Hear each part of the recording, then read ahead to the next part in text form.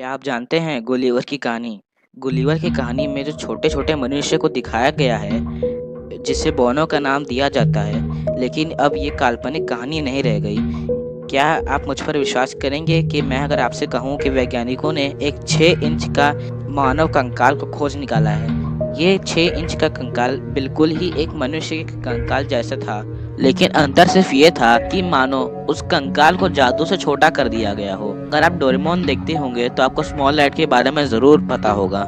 यह एक परग्रही कंकाल समझा जाता है, जो किसी अन्य ग्रह से आया हो, क्योंकि हमारे ग्रह अर्थात पृथ्वी का तो ये बिल्कुल नहीं था। मुझे लगता है कि अगर यह पृथ्वी का होता तो ज़रूर हमसे मिलता जुलता होता। 6 इंच के स्पेस एलियन के अवशेष खोजे जाने के लगभग 10 साल बाद एक डॉक्यूमेंट्री फिल्म बनाई गई जिसका नाम था सीरियस। स्टैनफोर्ड के वैज्ञानिक ने हर तरह से जांच करके उस कंकाल को मानव कंकाल बताया। चूंकि छोटे ह्यूमनाइड या छोटा सा कंकाल का अवशेष जिसे वैज्ञानिकों ने अटाकामा ह्यूमनाइड का नाम दिया, इसका वैज्ञानिक नाम अटाकामा है और सरल भाषा में इसे एका भी कहते हैं। लगभग आज से 11 साल पहले चिली के एक रेगिस्तान अटाकामा में खोजा गया था, इसलिए इसका नाम अटाकामा रखा गया। लेकिन इसके उत्पत्ति के बारे में बहुत अड़चनें लगाई जाती हैं। वैज्ञानिकों के शोध में यह भी संभावना जताई गई कि ये किसी बंदर या किसी एलियन की कंकाल हो सकता है, जो किसी वजह से हमारी धरती पर दुर्घटनाग्रस्त हो गए होगा। सीरियस के प्रीमियर तक पहुंचने वाले सप्ताहों में यूएफओ के उत्साही लोग तेजी से उत्साहित हो गए थे कि फिल्म अतिरिक्त स्थलीय जीवन रूप की खोज में एक बड़ी सफलता की घोषणा कर सकती है।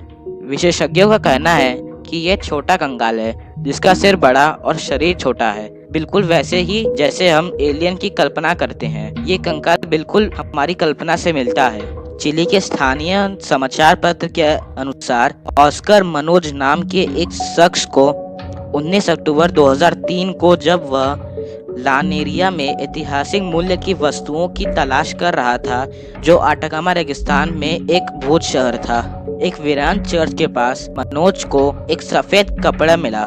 उस कपड़े में मम्मीफाइड करके एक छोटे से कंकाल को रखा गया था। उसकी लंबाई 15 सेंटीमीटर यानी करीब एक कलम के आकार की थी। यह कठोर दांतों वाला जीव था जो शीर्ष पर यानी सर पर अतिरिक्त उठा हुआ तथा एक उबड़ा सिर था।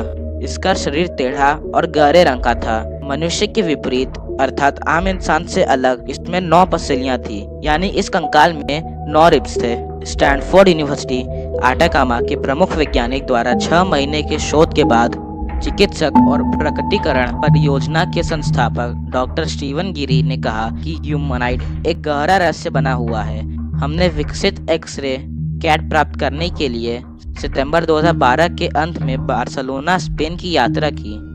स्टैनफोर्ड यूनिवर्सिटी में परीक्षण के लिए आनुवंशिक नमूने लिए गए। ये नमूने खोपड़ी के दाईं ओर के डिस्टल सिरों के शल्य चिकित्सक द्वारा अलग करके उत्कृष्ट डीएनए प्राप्त की, यानी वह शोधकर्ता उसके सिर के दाईं ओर से छोटा सा छेद करके शोध के लिए डीएनए लिया।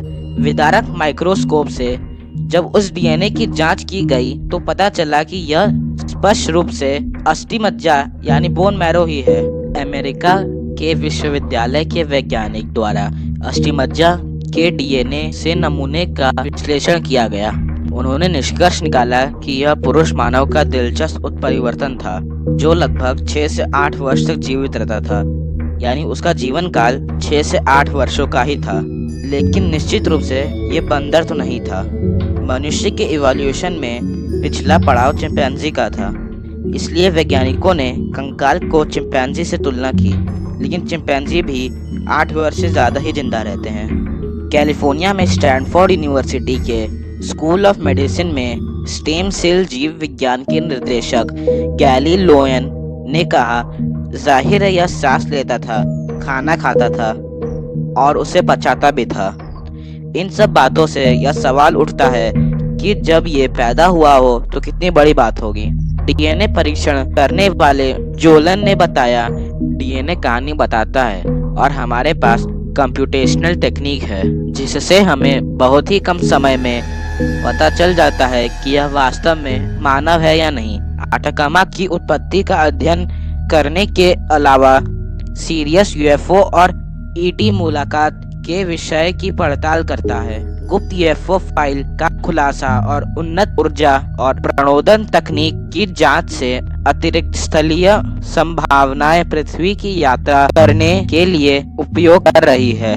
चिकित्सक और प्रकटीकरण परियोजना के संस्थापक डॉक्टर स्टीवन गिरिन द्वारा पिछले 20 वर्षों में एकत्रित किए गए सबूतों के आधार पर सीरियस ने खुलासा किया कि वर्तमान पेट्रोकेमिकल प्रणाली को बनाए रखने के पक्ष में इन ऊर्जा प्रौद्योगिकियों को कैसे और क्यों दबाया जा रहा है। पृथ्वी दिवस पर सीरियस का प्रीमियर लॉस एंजल्स में लॉन्च हुआ और 22 अप्रैल से दुनिया भर के ऑनलाइन और चुनिंदा सिनेमा घरों में लॉन्च किया गया।